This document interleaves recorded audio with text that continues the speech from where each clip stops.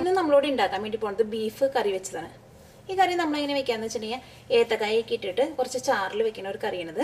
നമുക്ക് നോക്കാം ഇതിലേക്ക് വേണ്ട സാധനങ്ങൾ എന്തൊക്കെയാണ്. 1/2 കിലോ ബീഫ് എടുത്തിട്ടുണ്ട്. ഒരു ഏത്തക്കായ കുറച്ച് വലിയ പീസായിട്ട് ഇങ്ങനെ കട്ട് ചെയ്തെടുക്കണം. ഒരു സവാള സ്ലൈസ് ചെയ്തെടുത്തത്, ഒരു വലിയ കഷ്ണം ഇഞ്ചി ചതച്ചെടുത്തത്, വേപ്പിൻ്റെ ഇല, ഒരു തക്കാളി ചോപ്പ് ചെയ്തെടുത്തത്. ഈ കറി നമ്മൾ തേങ്ങ വറുത്തരച്ചിട്ട് വെക്കുന്ന ഒരു കറിയാണിത്. അപ്പോൾ ഇതിലേക്ക് നമുക്ക് തേങ്ങ വറുത്തരയ്ക്കാൻ വേണ്ട സാധനങ്ങൾ എന്തൊക്കെയാണെന്ന് നോക്കാം. ഞാൻ ഇവിടെ 1/2 മുറി തേങ്ങ ചിരണ്ടി എടുത്തിട്ടുണ്ട്. 1.5 ടേബിൾ സ്പൂൺ മല്ലിപ്പൊടി എടുത്തിട്ടുണ്ട്. 1/2 ടീസ്പൂൺ മഞ്ഞൾപ്പൊടി എടുത്തിട്ടുണ്ട്. 1 ടേബിൾ സ്പൂൺ ഗരം മസാല പൊടി എടുത്തിട്ടുണ്ട്. നമുക്ക് മുളക് പൊടി ആവശ്യത്തിന് എടുക്കുക. നമുക്ക് ഈ കറി വയ്ക്കാൻ വേണ്ടിയിട്ട് ആദ്യം നമ്മൾ എന്ത് ചെയ്യണമെന്ന് വെച്ചിട്ടുണ്ടെങ്കിൽ ഈ തേങ്ങ നമുക്കൊന്ന് വറുത്തരയ്ക്കണം. അപ്പോൾ നമുക്ക് ഏറ്റവും ആദ്യം തന്നെ നമുക്ക് തേങ്ങ വറുത്തെടുക്കാം. അതിന് വേണ്ടിയിട്ട് നമുക്കൊരു ചീഞ്ഞട്ടി വെച്ചിട്ടൊന്ന് ചൂടാക്കാം. ഈ ചീഞ്ഞട്ടിയിലേക്ക് നമുക്ക് കുറച്ച് എണ്ണ ഒഴിക്കാം. ഇനി നമുക്ക് ചൂടായ എണ്ണയിലേക്ക് ആദ്യം തന്നെ നമുക്ക് തേങ്ങ ഇടാം. വേപ്പിൻ്റെ ഇല ഇടാം.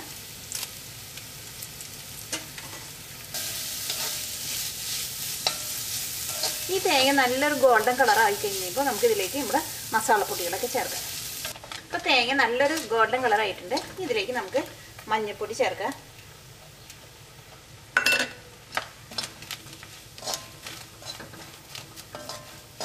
ഇതിലേക്ക് മല്ലിപ്പൊടി ചേർക്കാം. സാധാരണ നമ്മൾ തേങ്ങ വറുത്തരച്ചേക്കുന്ന കറിയിൽ മല്ലിപ്പൊടി കുറച്ച് കൂടുതൽ ചേർക്കും.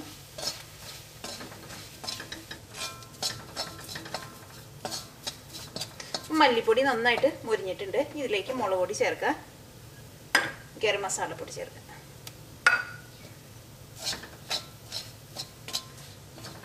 എല്ലാ മസാലകളും നന്നായിട്ട് മുരിഞ്ഞിട്ടുണ്ട്.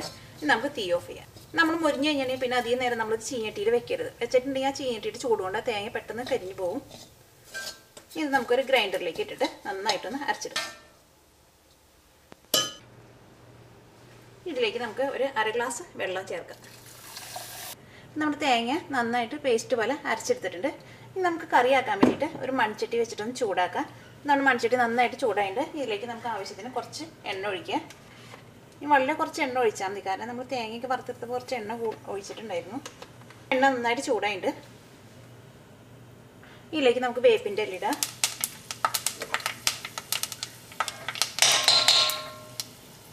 സവാളയും ഇഞ്ചിയും ചേർക്കാം. ഇത് എണ്ണയിലിട്ടിട്ട് പതുക്കൊന്ന് വഴറ്റാം. കാരണം അധികം മൊരിയേണ്ട ആവശ്യമില്ല. ഇപ്പോൾ സവാളയും ഇഞ്ചിയൊക്കെ പതുക്കൊന്ന് വളർന്നിട്ടുണ്ട്. ഇതിലേക്ക് നമുക്കൊരു നുള്ള് മഞ്ഞൾപ്പൊടി ചേർക്കാം. നമ്മുടെ കറിക്ക് നല്ലൊരു കളറും കിട്ടും, നല്ലൊരു സ്മെല്ലുണ്ട്. അപ്പോൾ മഞ്ഞൾപ്പൊടിയുടെ ആ പച്ചക്കുത്തൊക്കെ ഒന്ന് പോയിട്ടുണ്ട്. ഇതിലേക്ക് നമുക്ക് തക്കാളി ചേർക്കാം.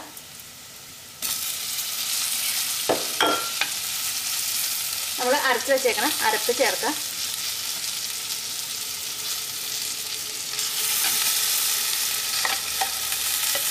നമുക്ക് ബീഫ് വേവാൻ ആവശ്യത്തിന് വെള്ളം ഒഴിക്കാം. ഇതിലേക്ക് ആവശ്യത്തിന് ഉപ്പ് ചേർക്കാം. ഈ ഗ്രേവിയിലേക്ക് നമുക്ക് ബീഫ് ചേർക്കാം. ഈ ബീഫ് ഒരു 3/4 ഭാഗം വെന്ത് കഴിഞ്ഞിട്ട് മാത്രം നമ്മൾ ഇതിനകത്ത് ഏത്തക്കായ ചേർത്താൽ മതി.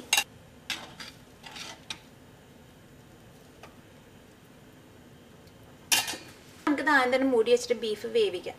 ബീഫ് ഒരു 3/4 ഭാഗം വേവായി കഴിയുമ്പോൾ നമുക്കിതിലേക്ക് ഏത്തക്കായ ചേർക്കാം.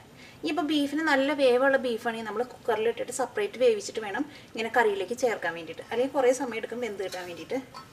നമുക്ക് മൂടി വയ്ക്കാം.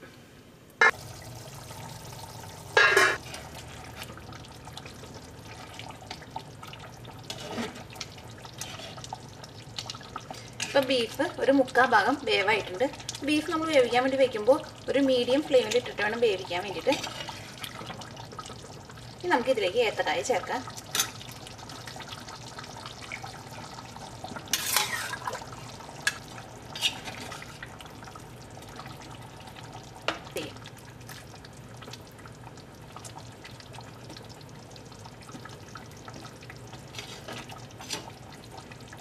നമുക്കിത് മൂടി വെച്ചിട്ട് ഈ കായും കൂടിയിട്ടൊന്ന് വേവിക്കാം. വേവിച്ചെടുക്കുമ്പോൾ നമുക്ക് തീ നന്നായിട്ട് കുറച്ച് വെച്ചിട്ട് വേവിക്കാം. നമുക്ക് മൂടി വയ്ക്കാം. ഈ കറിയിൽ ബീഫും കായൊക്കെ നന്നായിട്ട് വെന്തിട്ടുണ്ട്. നമ്മുടെ കറി റെഡി ആയിട്ടുണ്ട്. നമുക്ക് തീ ഓഫ് ചെയ്യാം.